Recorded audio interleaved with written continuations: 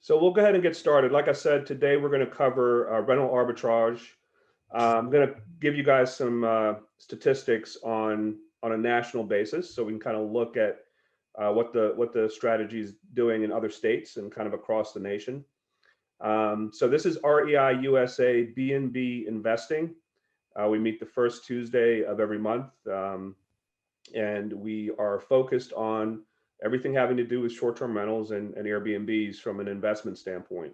And so that might mean some of us are real estate investors and we buy properties to rehab them. And our long-term strategy may be to hold on to those properties as short-term rentals. We may also have a traditional rental portfolio. So we're looking at converting some of those properties away from a traditional lease and putting them into the short-term rental model.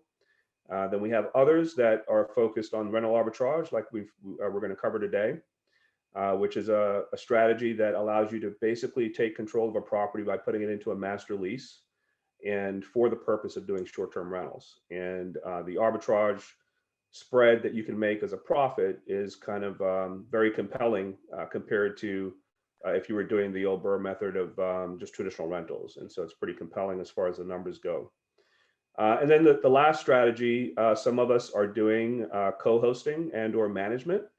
And so you can basically be able to generate cash flow from doing this business without owning any property. You can even manage it for other properties, similar to like a traditional property manager would, that you are able to command a higher premium in the fee, typically 20 to 25%, depending on the market, of that gross rental revenue that's generated. And so I'm with Diamond Edge Short-Term Rentals. We're based here in Atlanta, and we focus on all of those strategies as a diversification. We have properties here in Atlanta, as well as we've recently expanded down into the Tampa, Florida market, and are continuing to grow. We're looking for probably an additional 25 to 30 units over the next 6 months. So before we jump into the rental arbitrage stuff, I'd like each of us to kind of give a brief introduction, what part of the country you're located, and kind of where you are with your short-term rental strategy and kind of what you're currently focused on. So we start with Deborah. Yeah, hey, I'm Deborah Edwards. I live in Durham, North Carolina. I have long-term rentals, but no short-term rentals. So I'm brand new, trying to learn the industry and hope to start with arbitrage. I'm working with Melanie Hawk right now, and hope to get an arbitrage unit under contract here locally, and then hopefully in a year or so acquire my own property. Awesome. Mark? Yeah, I'm very interested in the arbitrage. Do you do everything with a master lease, and do you do less than a year to see that you are working out? You know, that's a good question, and you would think that would be the logical approach, but it's actually quite the opposite. And you know, I'm happy to answer that now. And Anthony, I think, does rental arbitrage as well. He can chime in, but you know, you definitely don't want to do a short-term lease based on the upfront investment. You know, you're basically going to need to furnish that property. So depending on the size, there's going to be an expense to do that in the beginning. And so there's a return on your investment initially that typically can take 5 to 6 months in the beginning. And so we actually prefer 24 or 36 month lease terms. And the landlords actually take that as a favorable, comparison to doing a traditional rental at 12 months. It gives them more stability. There's some things strategically that you can put in the lease to give you an out and give you some protection there in the event some things change with regulatory environment, things like that. So, you know, you can still have a 30-day notice or 60-day notice to get out of the lease if something goes wrong. Okay, and why would it take 5 or 6 months, if that's what you said, to get a unit started? Well, that's to recover your investment, right? So what market are you in, Mark? Where are you located? Well, right now I'm in Maryland, but I'm looking to move to Florida, actually. All right. So yeah. So what I mean is, when you start, it doesn't take 6 months to start making money. It takes 6 months to potentially recover your investment. So if I'm going to do a 2-bedroom apartment, I'm going to spend probably $7,000 $100,000 to furnish that apartment and get it up and running, right? And so you're going to potentially net back, call it maybe $1,200 a month in net profit. And so it's going to take you that time period to recoup that initial investment. And then month 7, month 8, month 9, and so on, you'll be positive cash flow of $1,200 in that example. I'll see. Okay. Does that make sense? Yes. Okay, cool. All right. Anthony, want to give a quick intro? Hello, everybody. My name is Anthony Williams. I'm based here in Atlanta, Georgia. I have 26 active listings on Airbnb, VRBO, basically short-term rental listings. And I'm like Rich. I'm a real estate investor, but I fix and flip houses. Well, I don't really flip anything anymore. I fix them. Really, right now, my strategy is I fix them and I Airbnb them. So I own probably half of my properties that I put on Airbnb, and the other 50% I do master leases with. So I got quite a bit of experience with both sides of this ordeal. So what's your response to Mark's question and about your preferred length of term of the lease and that kind of thing when you first start out? I'm like you. If we're gonna go in with a master lease, first we gotta have the landlord is everything. Like, have a good landlord who understands. That's more about you articulating exactly what you're doing. But if I'm going to do that, I do want at least 24 months. 24 to 36 months is kind of the range I would be, just so that we know that we can get in, we're going to make our money back, and then we have time to really lock in that, set lease agreement rate. And for the next 3 years, we can try to really kill it from there. So that's where I'm kind of at with that too, 24, 36. If I'm going to do a master lease, that's where I'm going to be with that. Yeah, no, I agree. It makes sense. All right. Thanks, Anthony. Dolores?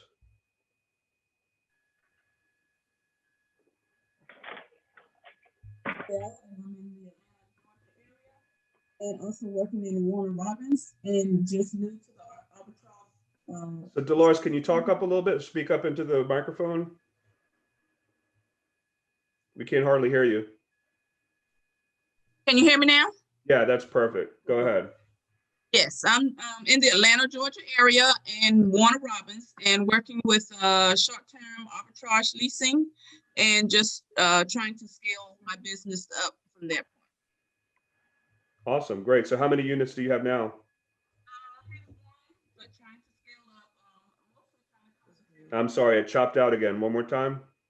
I have one, and I'm working directly in the Warner Robins area. Got it. Okay, so you have one unit and you're continuing to grow down in Warner Robins. Hey, Dolores, quick question. You're in Warner Robins?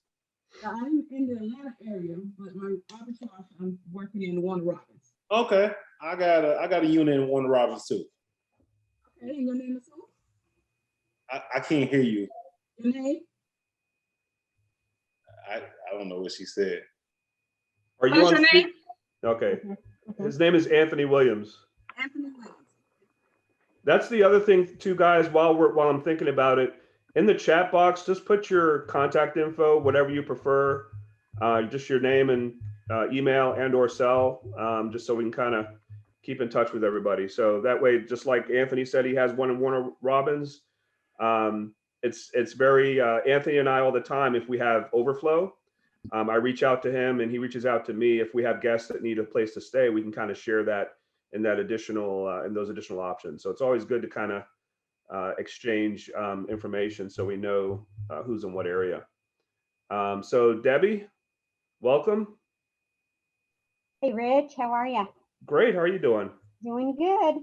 I'm Debbie Kovitz. I am in North Atlanta in a town called Lawrenceville, and I fix and flip. I've done one flip, and I've got one arbitrage, but we're in the middle of shutting that down because the HOA is terrible. And I just got a cabin under contract that's in Morganton next to Blue Ridge. So we're super excited about that. Very cool. Very cool. And so you bring up a topic, and I know, Debbie, we talked about this last week at one of the local networking events, but my default is to stay away from anything that has an HOA, condo association, homeowners association.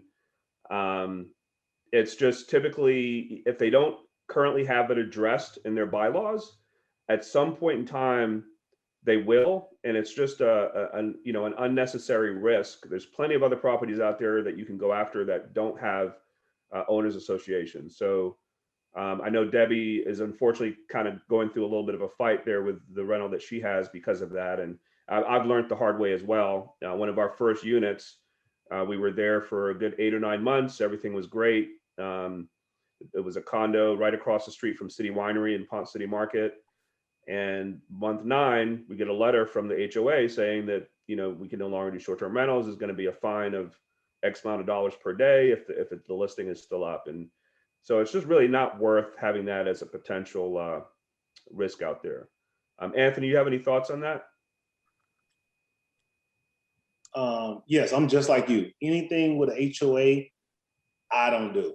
I don't want to play with it. I just don't like the fact that at any time they can switch the game on you. So it's not worth it to me. And anytime I advise people, I say, look, I know, and the bad thing about it is a lot of times those houses, the neighborhood's kept up good. Everything looks great in the neighborhood. You have all these amenities, but as soon as they catch wind, the wrong person catch wind of a short-term rental, a lot of time, the wrong person will try to put a big fuss together to get people to shut you down. So it's just too much, man. Way too much for me. Yeah, I'd rather have the long-term strategy that's kind of, you already know there's not going to be an issue, or at worst case scenario, unfortunately, like City of Atlanta right now, where we might have to pivot and adjust, where the regulations might force you to be out. So you have that to contend with a loan. You don't want to also have the HOA to be worried about. Just one more thing to not have control over, right? So, all right, cool. So Sinitra, am I pronouncing that right? Or maybe Sinitra?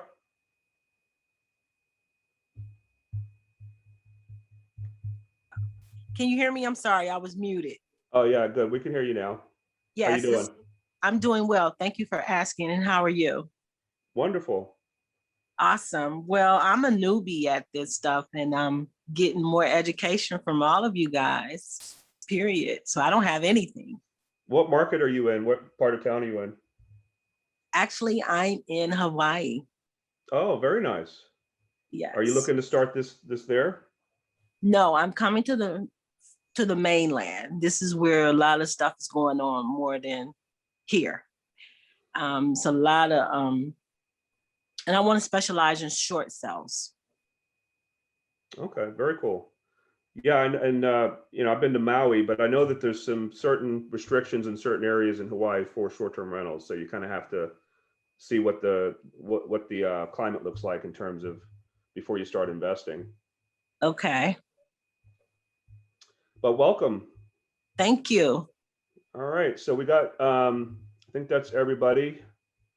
Like I said, if you wouldn't mind putting your contact info in the chat, and then by the time everyone's done that, we can all each copy that and then be able to keep in touch otherwise. So like I said, we're going to talk about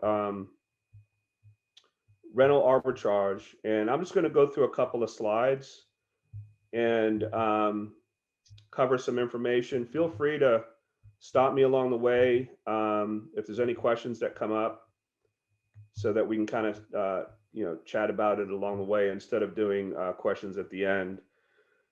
So these are some kind of high level statistics that I think are pretty interesting when it comes to looking at this as an opportunity. And so, this first slide is looking at kind of the share of the short-term rental supply by location type. And historically, as you can see on the chart, a lot of the urban areas historically and resort areas have kind of been popular. And as you can see, a lot of the suburban airport areas, they're all kind of coming together in terms of the supply.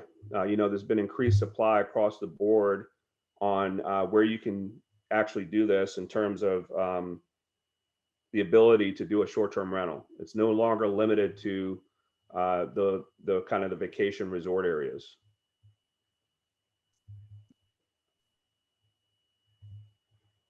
All right, this next slide is looking at, this is an interesting statistic because, you know, there's a saying that you can be successful with a short-term rental anywhere there's a hotel, right?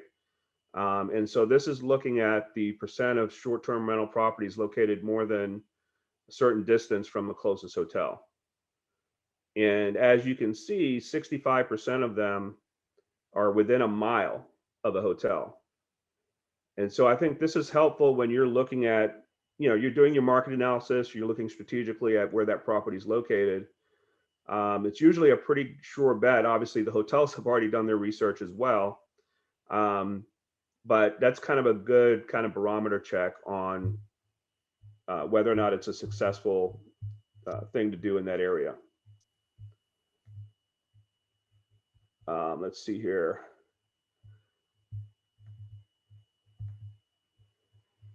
Okay, now this is looking at the growth of short-term rentals, short-term rental units compared to hotel rooms. And as you can see, really 2014, 15, 16 is when the growth started to directly approach the same levels as hotels and compete directly with hotel rooms.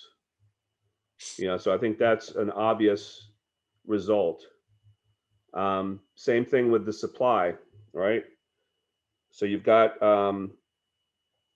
you know, historically, the average daily supply of total units that are available for short-term rentals has been continuing to grow, and obviously is forecasted to continue to grow. But many of you may have saw the news from I think it was on CNBC, where the CEO of Airbnb is basically saying that they have a shortage of hosts, and so really, you know, given where we are in the market, I think it's going to be continuing. A large supply of people that are looking for short-term rentals as an option over a hotel, and there's limited listings that are there available. So the short-term rental unit penetration to hotel supply in the 30 largest hotel markets. So what this is looking at is which markets have been directly impacted by the short-term rental phenomenon in terms of competing directly with the hotels. And Los Angeles, California is the highest there. Then you got Miami, Florida, Austin, Texas, New York, Orlando, San Diego, and just kind of shows you, you know, a lot of the larger cities obviously have been impacted with this model kind of directly competing with hotels. So this is looking at similar model, looking at the year-over-year growth, and this is looking at 2018 and 2019, but it's continuing to trend in that area as far as these states go. I mean, if you look at Atlanta, a lot of us are based here in Atlanta. You know, it's a 68% growth year over year, even though that was a few years ago. You know, we're continuing to grow for short-term rental availability.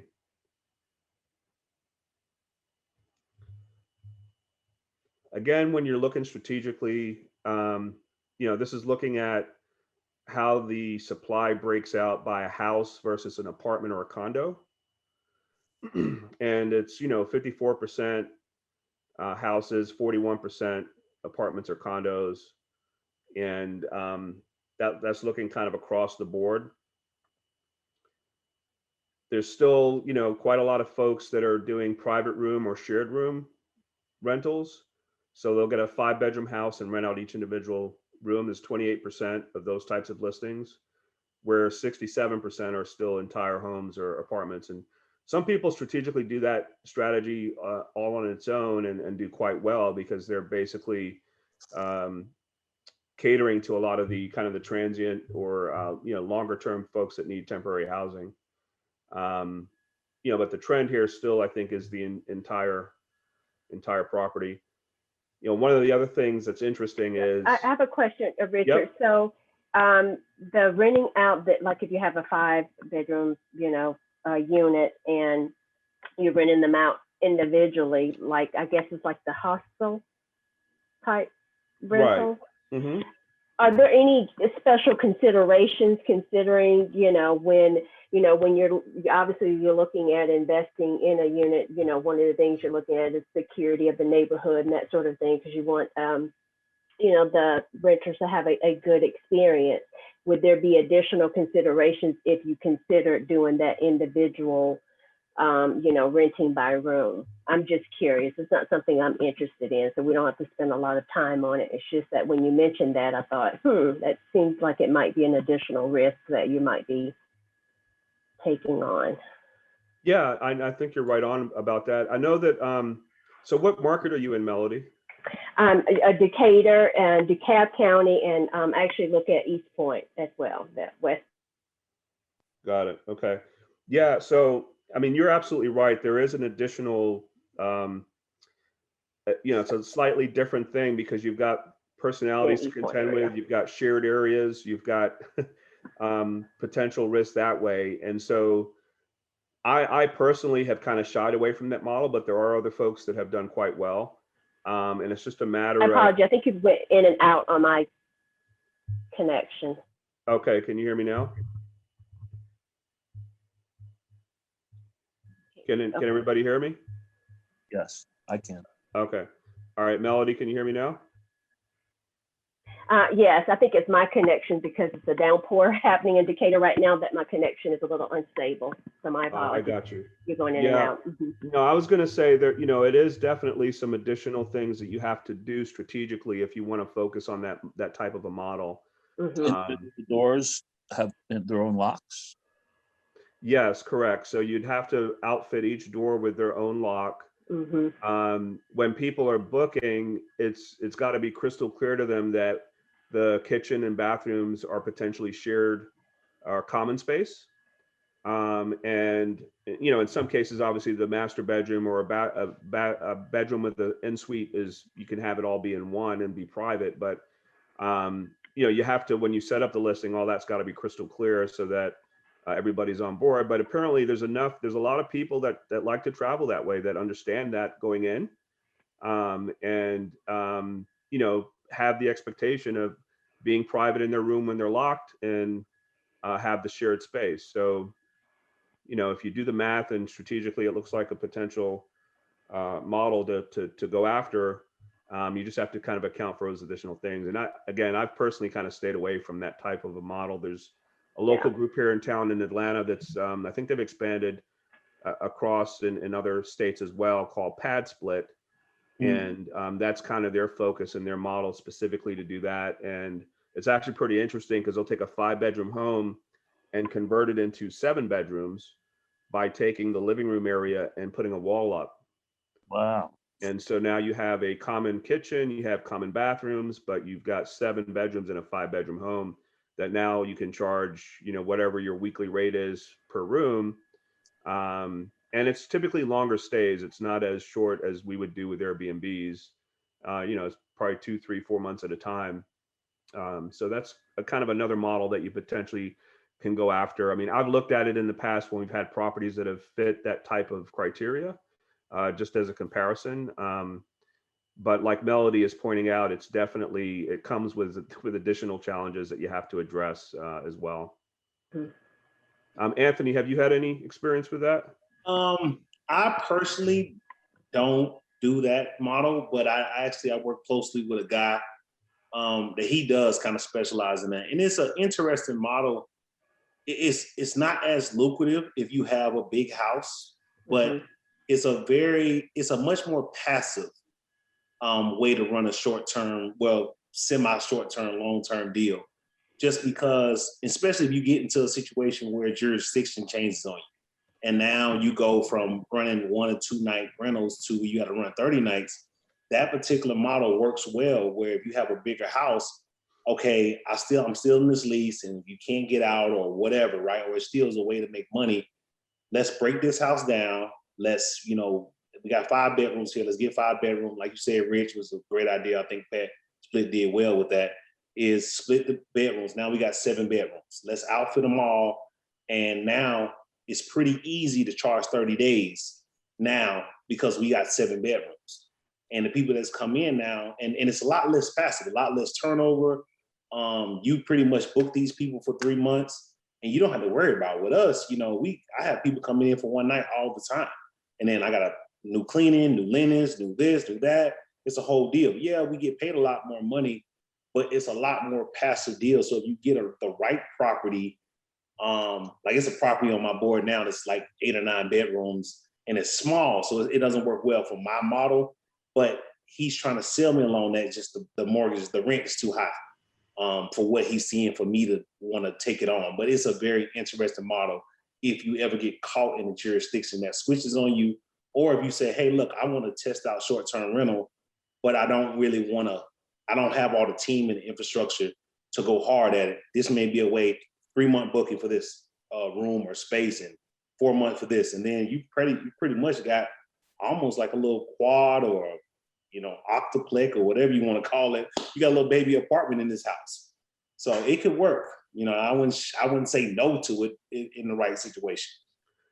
Yeah, I would throw this out there, just like regular short-term rentals, it does come with its challenges from a legislative standpoint. There's certain cities and counties that would view that as a kind of a code violation for exceeding the number of people that are not related in the same residence. So I know there's been, PadSplit has had some challenges from a regulatory standpoint where the way that they're positioning it is more of a membership. So you buy into a membership to stay there versus treating it as a rental lease. But so yeah, so there's, unfortunately, the government and legislation always comes into play when we're looking at these different strategies that you have to kind of be aware of when you're looking into it as well.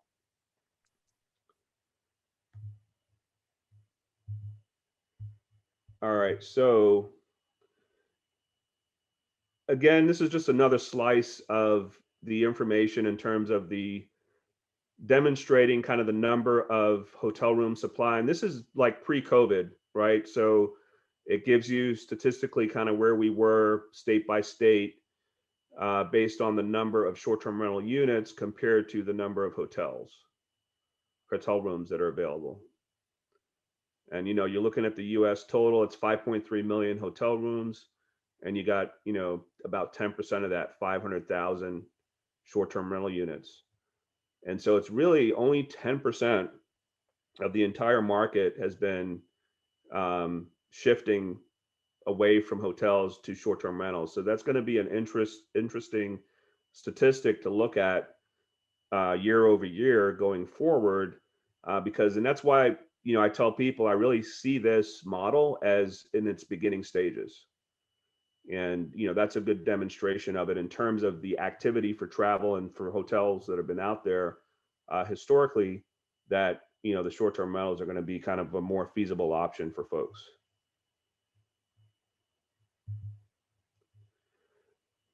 Again, for those of you that are kind of somewhat new to the rental arbitrage model, this kind of shows and demonstrates there's a lot of large hedge fund investors and or money that's been thrown at this exact same model.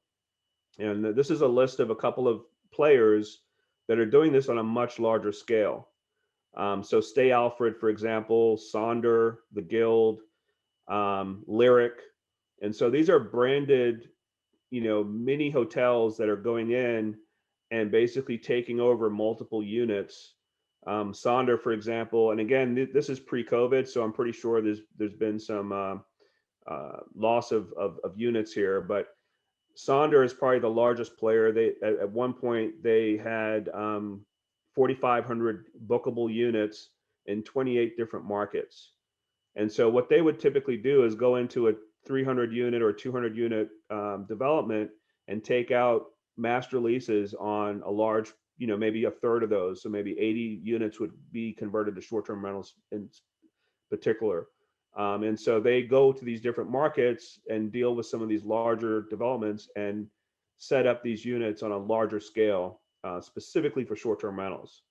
And so these are some of the players that are currently doing this and investing hundreds of millions of dollars into this model. And again, being new to it, I think it's just good to understand that it's not only, the small investors like us that see this as an opportunity, the larger players are doing this as well. Thank you. You're welcome. All right, so now let's dig into the numbers here. And I thought this was pretty interesting for you to kind of know, especially if you're looking at different options across the country, or at least understanding kind of how each state fares from the others in terms of opportunity. What this number is looking at is the net number between what your expenses are on a rental arbitrage or rental lease to what your revenues would be. So for example, that Florida number at 2037, that's looking at the average, all the master leases in Florida and what they can reap as a revenue on a monthly basis, $2,037. So if you've got, 10 rentals, you could look at doing an average of 2,000 net profit per month per unit. And then Tennessee is another kind of big opportunity market from a rental arbitrage standpoint. They do have regulations in place. And so you do have to kind of navigate that depending on if it's in Nashville or Memphis or some of the surrounding areas. But they also have kind of a pretty favorable spread in between your cost versus what you can make at $2,600. And then I know Sinitra's out in Hawaii right now. That's the highest on here at 3,000 for the obvious reasons. You've got the ability to command, and probably in most cases, that resort option or a lot of amenities and or views and access to different activities. And so if you're in that location strategically, your average, again, net arbitrage number is in that $3,000 range. Thank you.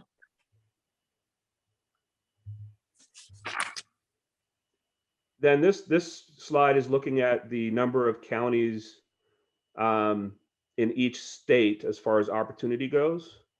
And so it's probably no surprise Florida and California are pretty high up on that list. So Florida, depending on where you are, obviously presents a lot of good opportunities for short-term rentals. For example, in the Tampa market, I've got 10 single-family homes that are mostly 4 and 5 bedrooms. I think I may have 1 3-bedroom in the mix. Pretty much all of those none of them are walking to the beach or water access. They are in a suburban neighborhood in Tampa, but you can jump in your car in 30 or 40 minutes and be at Clearwater Beach or St. Pete Beach, Bradenton, all these different beaches that are in the area. And so what typically tends to happen, especially now during, kind of the staycation environment and people wanting to get out and move around, rather than staying and spending, $400 a night and staying on the water, you can spend $200 a night and be 30-minute drive to the beach. And so a lot of families are going down and vacationing and doing that right now, obviously during spring break as well. And so, that's a pretty big, interesting strategy in terms of being able to drive occupancy, because the occupancy is going to be and has been very consistent. And then this kind of shows you the trend of state by state, what other ones have high number of counties that have the option to do this, on a higher level. So Colorado, Georgia, state of Washington, North Carolina, Massachusetts, and then Hawaii again.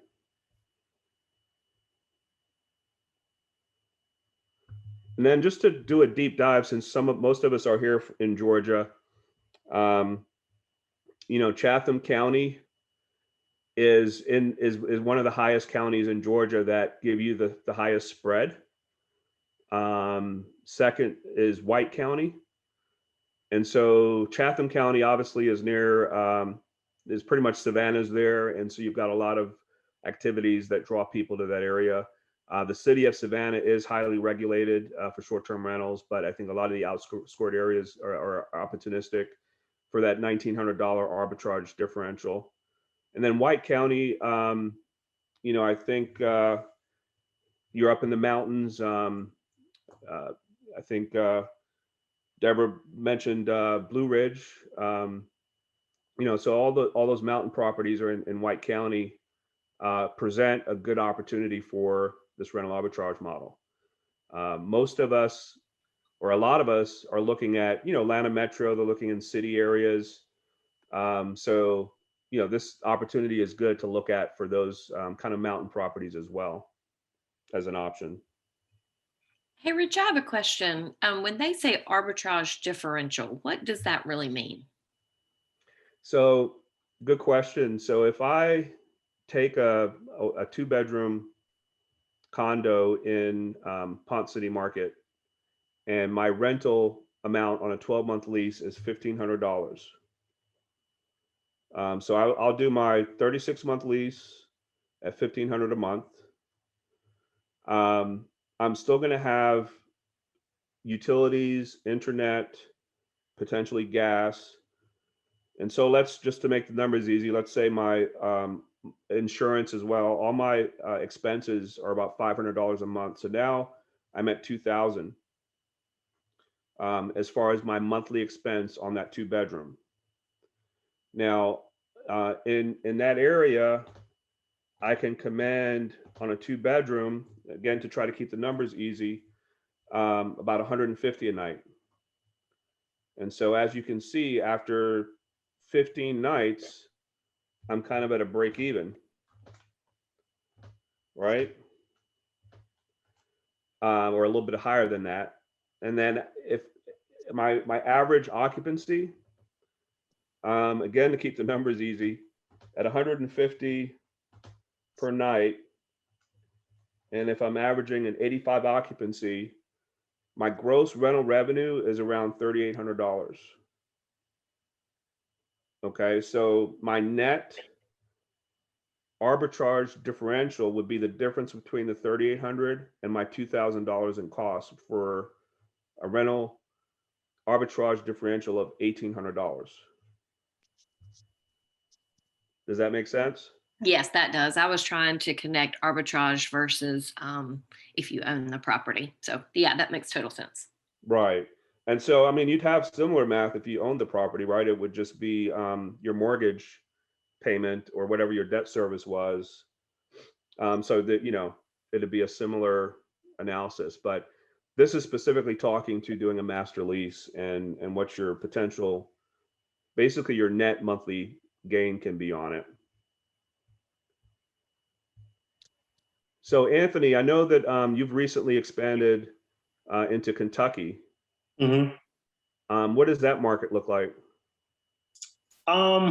Same thing. I do master lease, so that's one thing. I have a whole floor of apartments there, and it's the same thing. Like, I have a flat rent. For the good thing about that particular property is the rent covers the mortgage, utilities. So I have a flat cost. So no matter how much the utilities go up or whatever, which is, you know, tremendously different when you own the property, especially bigger properties. I have bills sometimes $1,000 for, you know, utility bill type deal. That's been good. I'm downtown Louisville, which downtown Louisville is still kind of early opening up. So I kind of knew that I'm probably 3 or 4 months early on this particular property. We just had, of course, the Kentucky Derbies this weekend. So of course, these weekends are kind of those spike weekends where, you know, if every weekend was like that, you know, you might want to go buy a yacht or something. But you know, on average, it's good. It's trending up. You know, I've been in there a couple months now. I think that we're being creative, and location is important, and being downtown, I think, is important. As we continue to open up with COVID, I kind of dive in quickly because I wanted to get in and get a whole floor downtown before, you know, things really got open. So I think with the arbitrage method, that's something that, you know, is a big benefit of scale.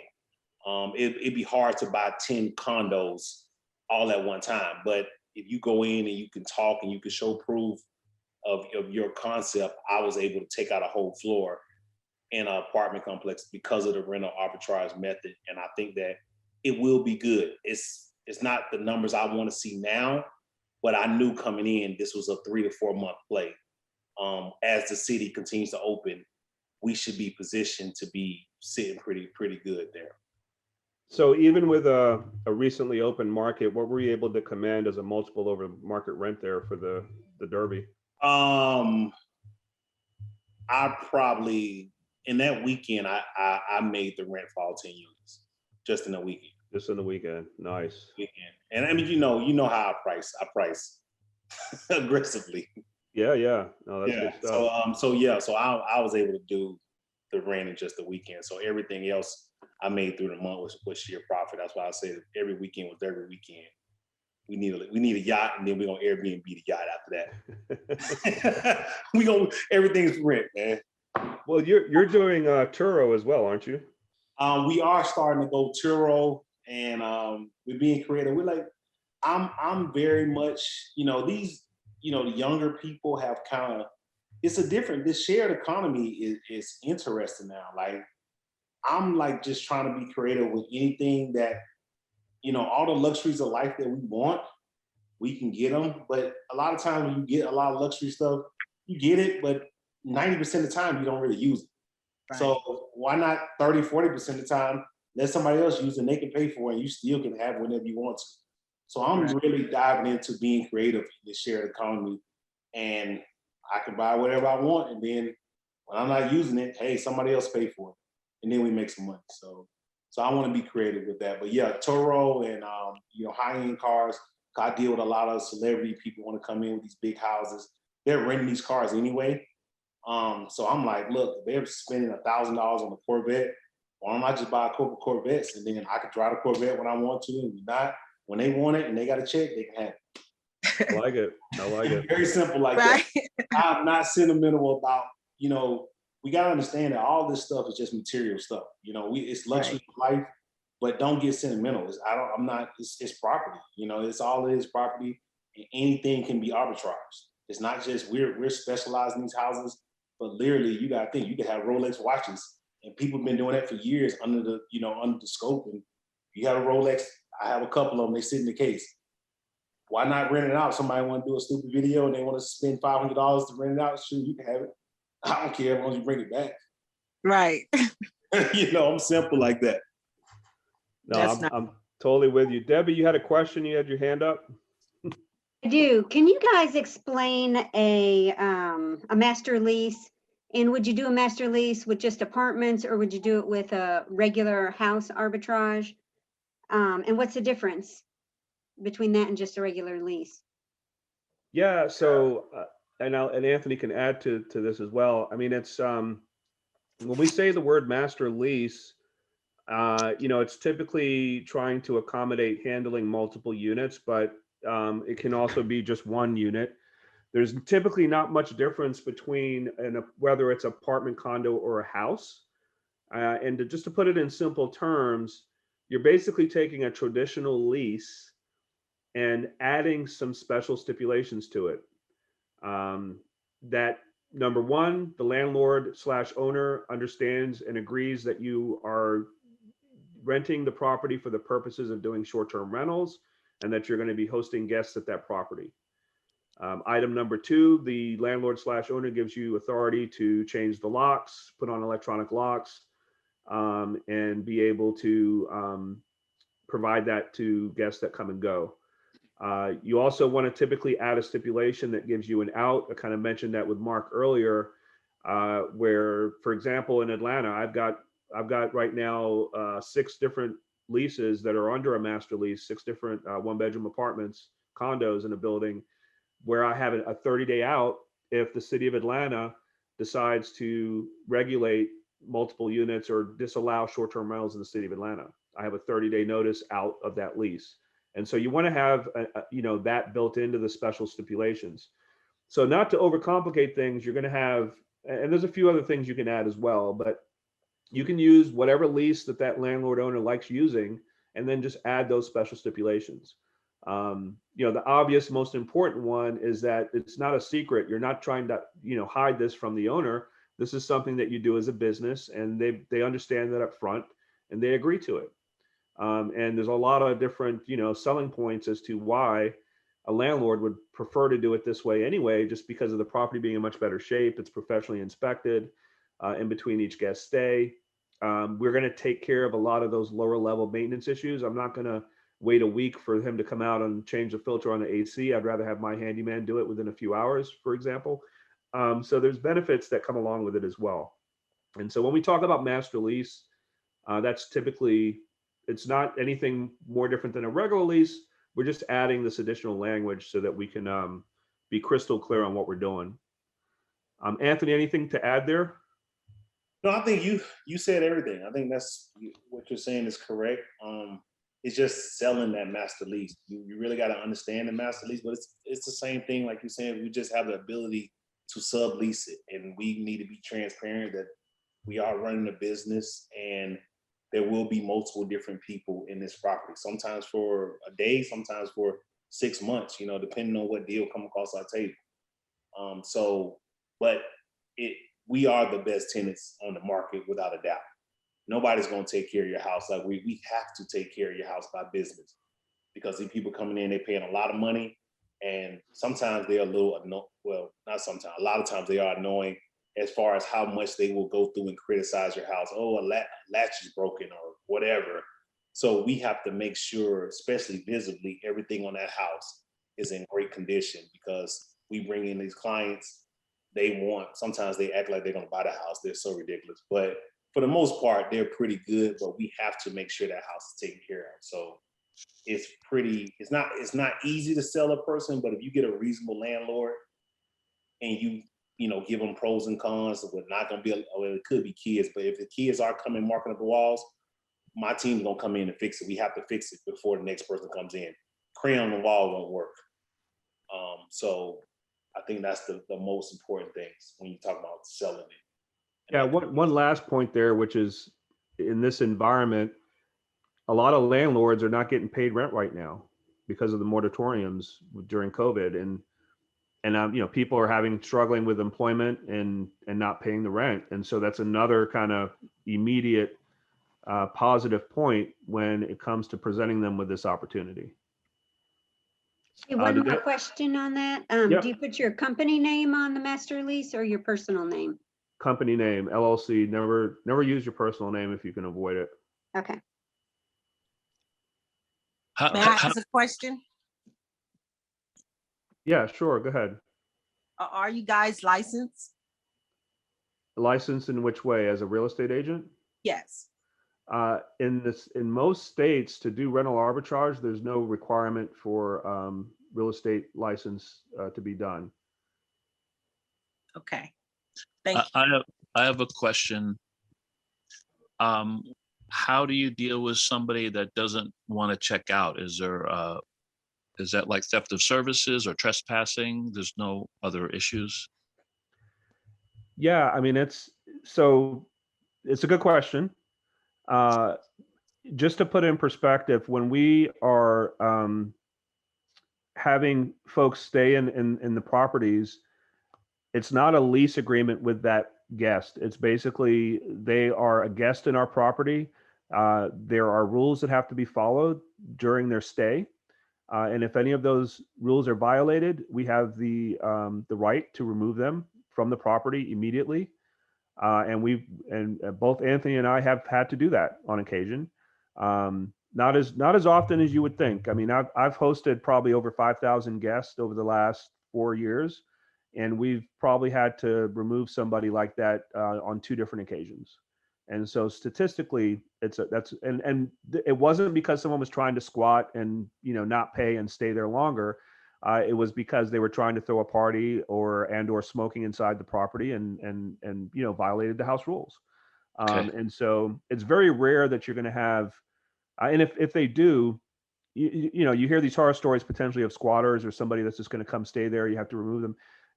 We're not under the foreclosure laws. We don't have to put them through a foreclosure process.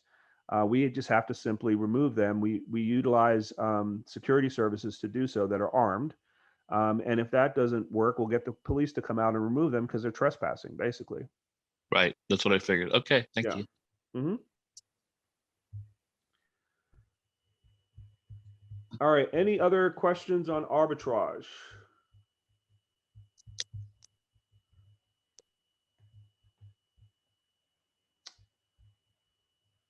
Does that cover everything for arbitrage? So everybody's ready to go out and do an arbitrage deal now? Master lease? I'm gonna try. Did I hear that you have 60 units? No, I have about 30. I'm hoping to have 60 by the end of this year, though. So Oh, we're aggressively growing, and because of COVID, there's been about 30% deduct in listings across the board for short-term rentals in most markets, and there's been increased supply, like we've talked about, and so there's a constant need right now for short-term rentals, and occupancy and pricing is doing nothing but going up, and so it presents a good opportunity for kind of a perfect storm to be able to fill that void. okay. And who do you use, I guess, for cleaning services and, for turnover between guests? So each operator has a little bit of a different take on that and or strategy. Uh, the cleaning is a big part of this. We haven't really touched on this meeting today, but the cleaning is kind of probably the most important aspect of the business because it's all driven off of reviews. And if you don't have the cleaners doing the right things and detailed, then that's going to be a problem on your listing very quickly. And so our cleaners are basically a separate company that's grown with us over the years, and we represent probably about 70% of their overall revenue. So we treat them more like a strategic partner. Other players choose to kind of hire their own cleaners and train them and kind of bring them into the fold. And so it just kind of depends on what your strategic goals are going to be and with growth and everything like that. I tend to believe stay in your lane. I don't want to spend time, too much time on the cleaning process. I'd like to have an expert do that. And I'm happy to, pay a premium to make sure that that's taken care of. Right. And how often would you clean a unit? Let's say someone's staying for example, 3 weeks. Yeah, we try when we have longer stays like that, we try to get in there at least once a week, just to put our eyes on the property and just kind of do a brief cleaning. If it's a 60, 90 stay, we might go every 2 weeks. Do you have a Okay. default there, Anthony, for the cleaning? Yeah, same, similar deal. Of course, you're gonna clean every time you turn something over, and then if I do have longer stays, we offer we can clean as often as they want to. I'm always trying, like I don't have, like Rich uses one. I guess you use one company or primarily one company. I'm starting to use a couple different ones for diversification, but most of our business is handled by one. Right. So I use about, I don't know, man, 8 or 10 different companies. We rotate them out. It's just that but we specialize in bigger houses. So a lot of people are used to 1 and 2 bedrooms. They can, do that. When you have 9-bedroom houses, they're not used to cleaning 9 bedrooms in 5 hours. So you need 5 people. It's a whole ordeal. So our training process, we have a cleaning manager. So it's a lot to clean these houses. But like Rich said, I tell people all the time, it's on our end. Like I'm looking at the calendar now to get this calendar's booked. But the second most important person in the business besides getting the booking is the cleaners. So it's imperative that you have, however you do it, whether it's your cleaners, you clean it, whoever it is, cleaning has to be done in detail. Things will be missed, but the more, spot on you become with your checklist and putting processes in place, the better. So that's the biggest thing, is just kind of training people up and getting a standard for that, and then getting whatever. If you got 1 person or you got 8 people, they all got to be compliant, because if it's not, oh God, good luck with that. It's gonna be a long road for you. Yeah, it only takes one bad review to drag your overall rating down pretty quickly. So that's a critical thing to stay on top of. I have one more question. Yeah, sure. How do you, I'm just looking ahead to know, how would you, or if you do anything to protect the mattress? Do you have a mattress cover, an extra layer of foam? Yeah, I mean, we do a bed bug protector on all the mattresses, and then we also do a mattress pad on top of that gets washed in between guest stays as well. And so you do want to kind of be protective of the, to be protective of any kind of issues with bed bugs. Okay. All right, so thanks everyone for jumping on. If you haven't already, it's very easy to copy the chat or save it. If you open that window in the bottom right-hand corner, hit that menu option to hit save. That way you don't have to copy and paste everything one at a time. You can just kind of save everybody's contact info. That way we can keep in touch. But so thanks again for joining.